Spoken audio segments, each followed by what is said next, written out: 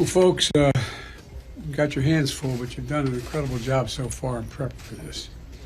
You know, Jill and I are just getting back from Dover Air Force Base up in my home state, where we met with the families of 13 fallen heroes in Afghanistan who lost their lives in the service of our country. And while we're praying for the best in Louisiana, let's keep them in our prayers as well. I've just been briefed by the FEMA leadership, and we have real leadership, on Hurricane Ida and the preparations for rescue and response.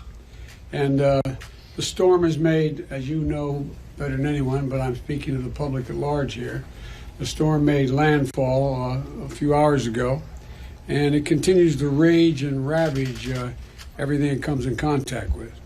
And the storm is a life-threatening storm. Governor Edwards, an old friend, has characterized it as one of the strongest hurricanes, the strongest in Louisiana history since 1850. And its devastation is likely to be immense. We shouldn't kid ourselves.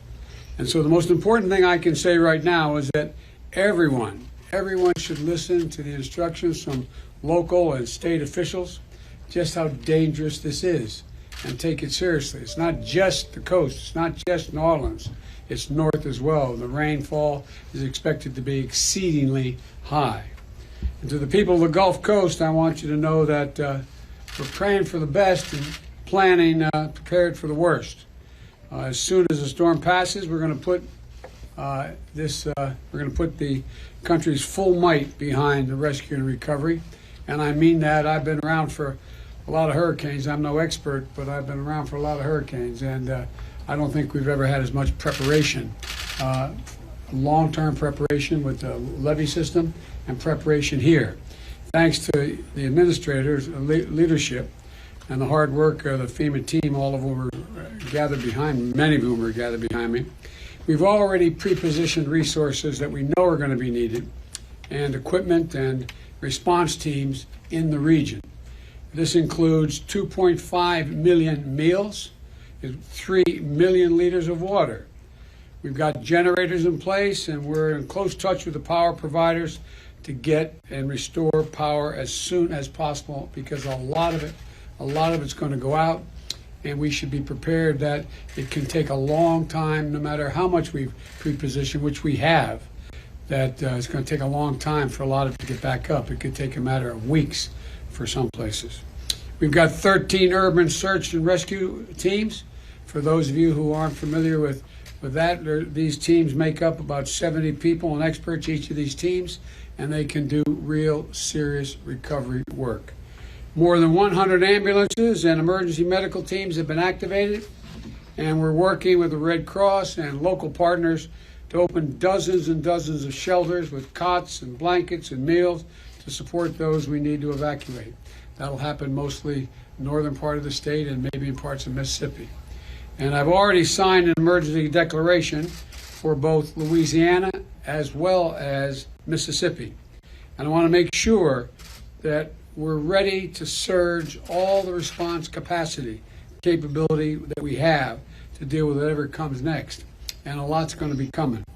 I've been in touch with the governors of Alabama, Mississippi, and Louisiana. And my team at the White House has been in touch with other state, local, and federal officials in the region. And they know there'll be the full resources and support of the federal government. So I want to emphasize again, this is going to be a devastating hurricane, a life-threatening storm.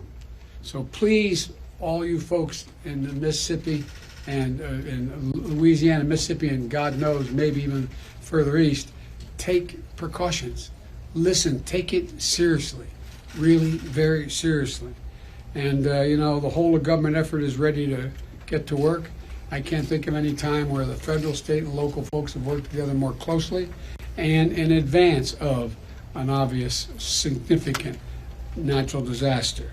And folks, we're going to be here.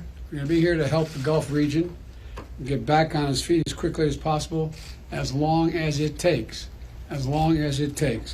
So thank you, and may God protect those in the path of the storm, and God willing, we'll get through this sooner than later. But don't kid yourself. This is going to take a lot of resources, a little bit of luck, and as my grandfather would say, the grace of God and the goodwill of the neighbors. And by the way, look out for your neighbors. If you're in the region, look out for your neighbors. So thank you very much, and thank you.